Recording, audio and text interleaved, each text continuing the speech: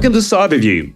Your host today, myself, Gerald, Frida, and Carlos, and we're excited to explore today's topic on deepfakes. From scam calls to political spin, they're flipping reality upside down, especially lately. And the question is, can we keep up with it? In this episode, we'll break down where the deepfakes come from, the impact on digital safety and everyday life, and tips on spotting them. Let's dive in.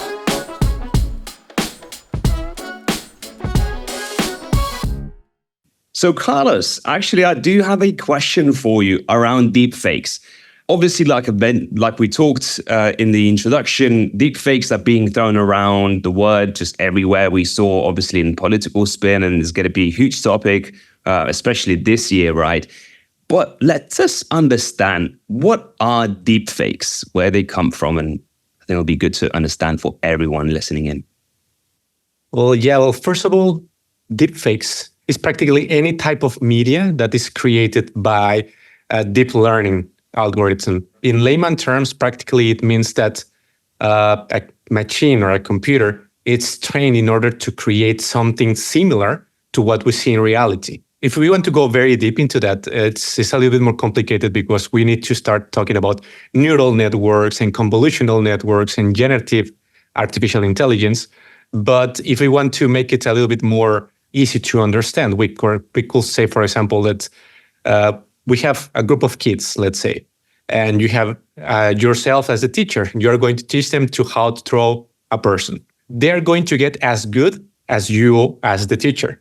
The teacher in this case is the algorithm. The better the algorithm is, the better the teacher is. So the kids will start getting better and better drawing a person. Now, you need to teach them how a person looks. So you start drawing at them some pictures, some examples of drawings. So little by little, they will, every month or so, you will start checking on them and they will get better and better until you get it to a point where they are doing something similar to what an artist is doing. On the AI side, on the machine learning side, it's very similar to this. We have some algorithm, could be good, it could be bad. It's kind of like having a good or a bad teacher. And then they started drawing to this machine a lot of different examples of, this is what I want you to do. And then you start training it based on that. So for example, I want you to draw me or to make a picture of President Biden. Then you start showing him a lot of different pictures of President Biden. And then little by little, it will start creating new things. The situation here is that before, I'm talking a couple of years ago, even images were very easily identifiable as, okay, this is a fake one. Mainly because of hands. Normally they have like 6 fingers, or they had like merged fingers, like Muppets. And it was very easy to identify. But little by little, this algorithm on these teachers is getting better.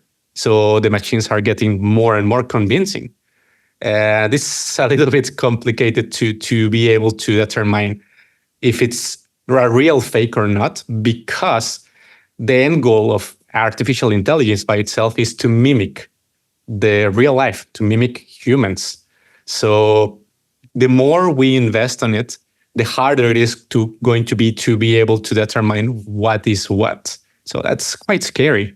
On this case, both of you are right now in California. There has been a lot of things going on that side. Quite a lot. Obviously, Taylor Swift comes to mind. That's there's a lot going on with that. Obviously, some very scary things and concerning things that were circulated around on X, but also the fact that, apparently she's going to have a lot of power and sway in this upcoming election. So it's very fascinating. And you're right, Carlos, it's becoming more and more accurate. And that means it's going to be more difficult for us to differentiate between authentic images and ones that are actually fabricated. So yes, we still have Muppet hands, which is great. But I know that the eyes are still a difficult one. So the rate that people blink, the eye movements, micro expressions, I'd still like to think even though I'm sure there's plenty of footage of me at this point because I do these talks, that it would be difficult to replicate certain micro expressions, and then shadows and lighting. I've noticed AI generated art and deepfakes have some like dark shadows, even darker than usual. So I'll try not to go off the rails here, but I know it's just more and more important for us as the average consumer to differentiate.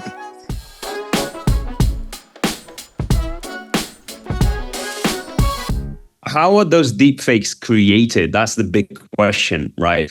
Because deepfake as a term, it has been around for a while. It's been around for years that deepfake is being actually utilized for one other type of scam, for instance.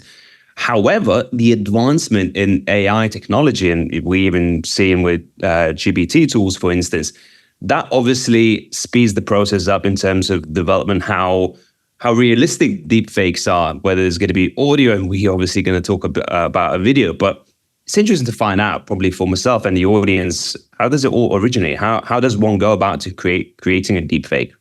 And that's the interesting part. It's very easy to do so, even without a lot of technical expertise, because there are companies that dedicate themselves into facilitating people for them to be able to do something easy. Like it's as simple as Frida mentioned, just getting a lot of footage of yourself or of some politician. The more public the person is, the easiest is going to get footage of them. So you started getting more and more and more. The more data you have, the more videos, the more pictures, the more recordings you have of them, the easier it's going to be for the deepfake company or the deepfake algorithm to be able to turn something that is very similar to real life. Mainly because definitely be a target. I mean, it could be. The thing is that we don't have that much footage. That's, for example, Biden or Taylor Swift. The more public you are, the more images and more videos of you are out there, the easier it's going to be for anyone to create a deepfake of you. Yeah, it's very easy to do, actually. I mean, we can find very interesting, sometimes even funny examples of it. As like last week, I saw, for example, the movie Shrek, but instead of Eddie Murphy being the donkey, it was some other actor. Like it was like super weird but funny at the same time. But I mean, this is just for fun. It was Clint Eastwood, I just remember. So it was super, super weird. But I mean, for fun, it's fine. You can do parodies. You can do any type of this type of things, and it's protected by the law if you want to do some parodies. But if you are going to use it, for example, to create a video of Biden or some other politician saying something like, I don't know, creating a new law or breaking relationships with another country, that could spark a lot of very bad things. So that's probably the scary part, where creation of a deepfake is actually relatively easy, right? To a certain extent. It's how do you manage that? How do you control that? The exposure of it, that's the difficult part, which obviously that's where the legalities come in. And I do have a feeling that over next episodes, we'll be talking about a new AI tool called Sora, right? With videos being able to create it from a text input. So my question here is also maybe Frida, you might be able to chip in here. Does Sora make it have any impact on deepfake that's about to be developed further this year, for instance? What play does Sora potentially initiate here in this stage? I would think so in some way, given what I know about how deepfakes are created. Maybe not, because you have to have a ton of actual video footage of the real person, as I understand it. For Sora, it does a really great job of, a really great job of text to video creation. So, Pixar, for instance, might be shaking in their boots a little. But, I do suspect that the last movie they made was AI. I think it's called Wish. But the animation in detail is to that level. It's super impressive. Again, it's about public, awareness, how to differentiate between what would be generated by Sora and what's not, but getting more and more difficult. I'd like to discuss that in depth later on. But yeah, Sora is very interesting. I'd be curious to see how it is when it comes out,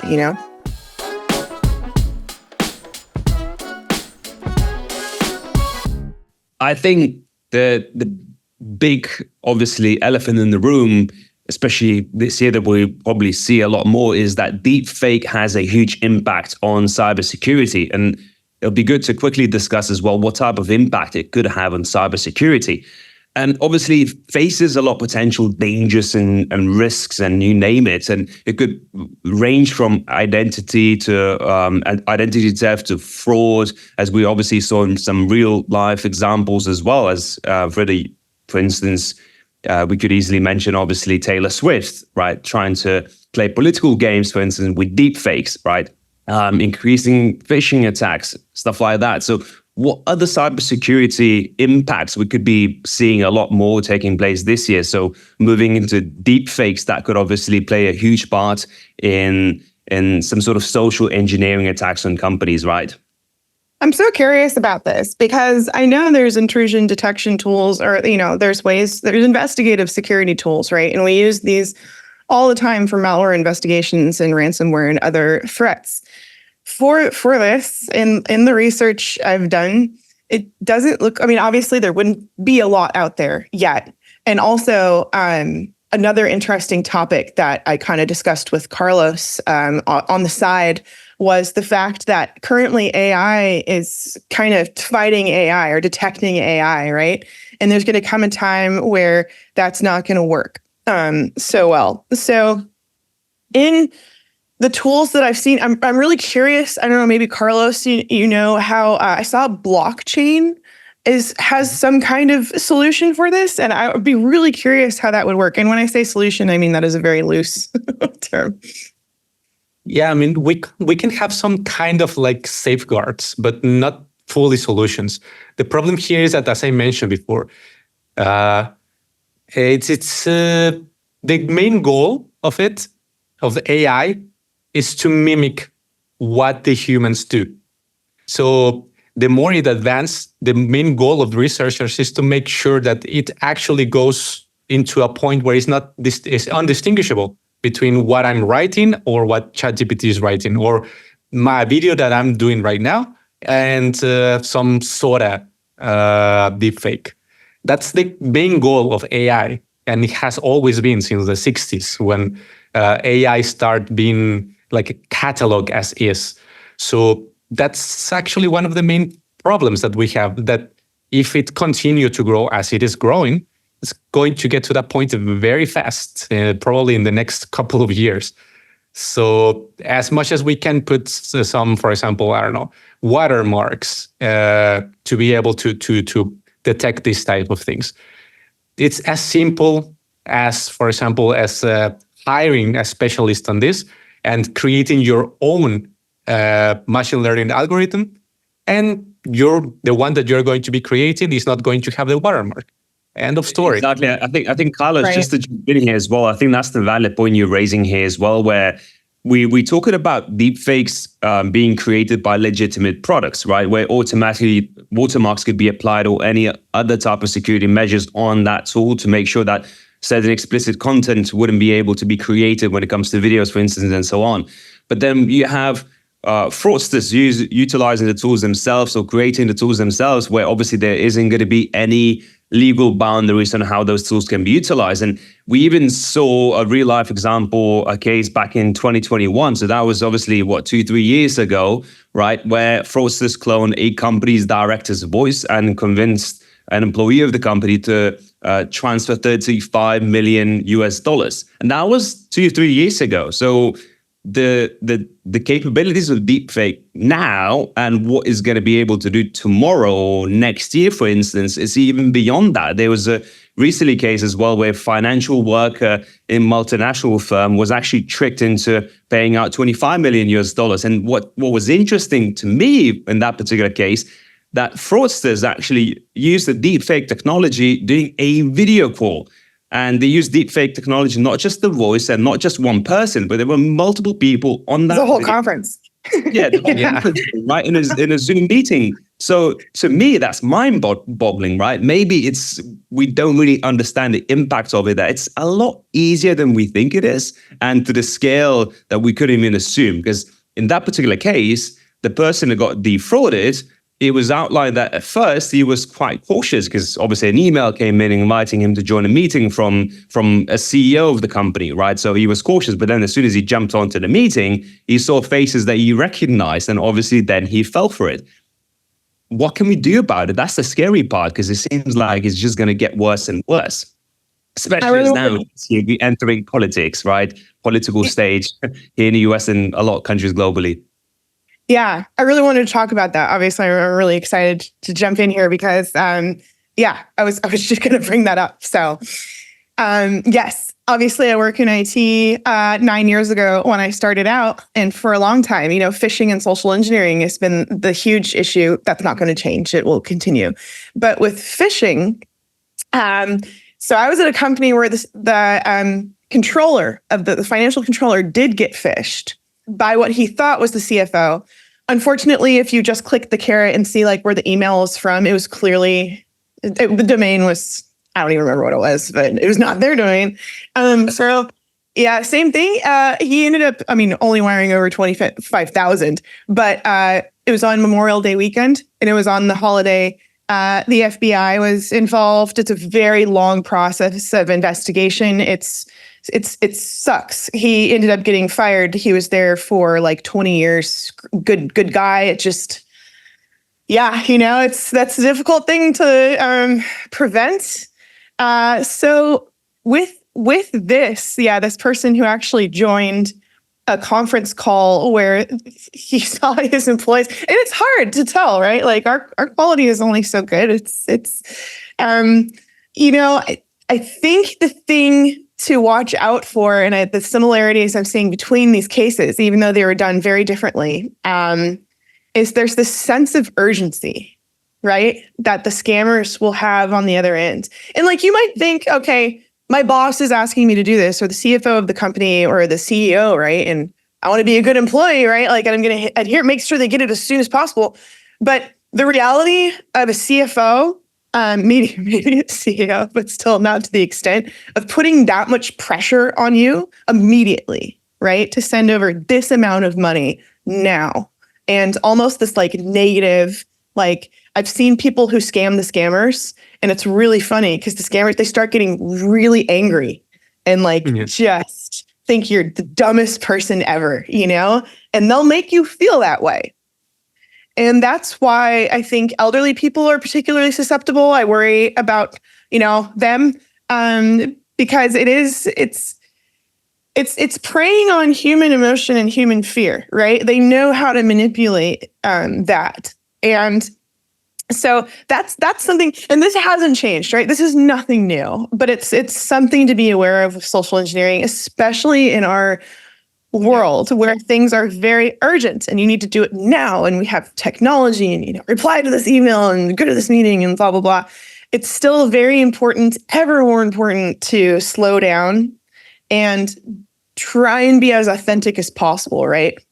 That is what we can hold on to. I kind of went off here, but yeah, I think that's going to be happening more and more. And that's a difficult thing to kind of tell people, hey, those aren't actually your coworkers, by the way.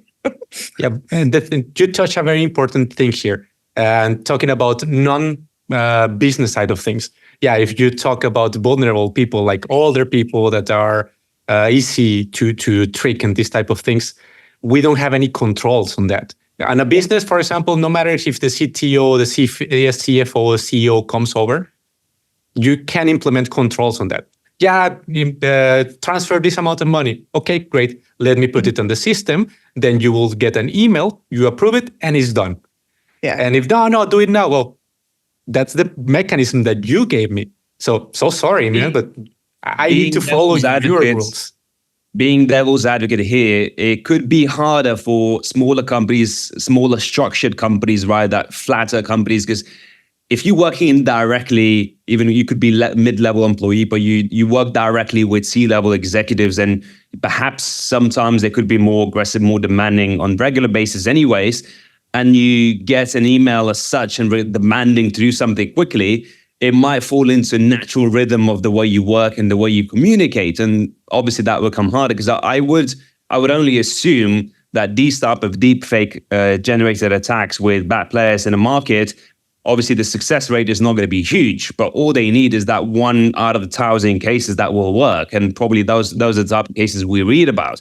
Obviously it's unusual, especially when we're looking at 25, 35 US dollars, because my first thought is, yeah, exactly, to execute that type of transaction, it seems like there should be security measures that you go through approval process and so on in the first place.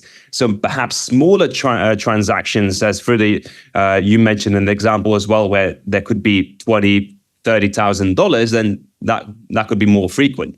But to me, maybe the big point now I want to sort of lead towards to is it's a free election. So this year we have a huge election year in the US and other countries around the globe. And I feel like deepfake is an AI generated deepfake attacks of some sort gonna play, hopefully not, but it potentially can play a big part in throwing election one way or another, which is kind of easier to do instead of just defrauding people who just kind of plant ideas in people's heads. And obviously we saw in January already one deepfake attack happening where some New Hampshire residents in the US received a call appearing to use AI tool impersonating Joe Biden and telling the recipients of the call not to show up for the polls of the state primaries for the election. So that's trying to throw the election already. And I assume it could even just get worse from there. And obviously, because of that, FCC banned robocalls with AI-generated voices, which is obviously kudos, good, but we want to make sure that prevention comes before something negative really happens. So I think that's the huge topic we'll be facing this year as election goes deeper and deeper later in the year. That, I think, is one of the most difficult things and concerning things is, you know, we're going to see a lot of deepfake with Trump and Biden. And I think it'll cause a lot of distrust in authentic media. Yeah, but at the same time, I believe that it's kind of like a natural evolution of the internet as a whole. I mean, as always, every time that you go to the internet and you read some news, you need to take it with a grain of salt. You need to think, okay, where is this coming from? Is this source trustworthy? Did I check twice and the other different sites? Okay, then I can trust this, or I can't because it's only on, I don't know, thebignews.com or something like that, something weird like that. So Absolutely. In this case, it's just a natural evolution of what the internet has always been. So it's just a matter of not fear-mongering, as we were discussing, but more into just continue doing what you are doing when you read the news on the internet, but now just extend that into audio and video. Absolutely. I think it's very true. And you know, when it comes to deep fakes or fake news of some sort, like I got into that habit myself as well, where I recently read something in the sports news. And I read it and it was alarming. Like it was scary what I read. It made me upset and whatnot. And then obviously instead of just sharing the news, talking to people about it, I just made sure I did my research first and try to find out from other news sources if that was true. Because there was a particular page that broke the news that I haven't really followed them before. And obviously then it came out to be true. So obviously then I was more confident in relying on that information. But the first instinct is not to trust. And sadly, that's 21st century now as well, right? Fake news or sometimes not necessarily even fake news, but sort of pushing information that could be not necessarily true to the full extent, right? So we need to be sometimes more wary of what information we rely on, obviously the source of that information, and sometimes even the source. Like you mentioned, Carlos, we need to make sure it's coming from multiple avenues of sources, because even reliable source could sometimes provide some sort of misinformation, maybe not intentionally.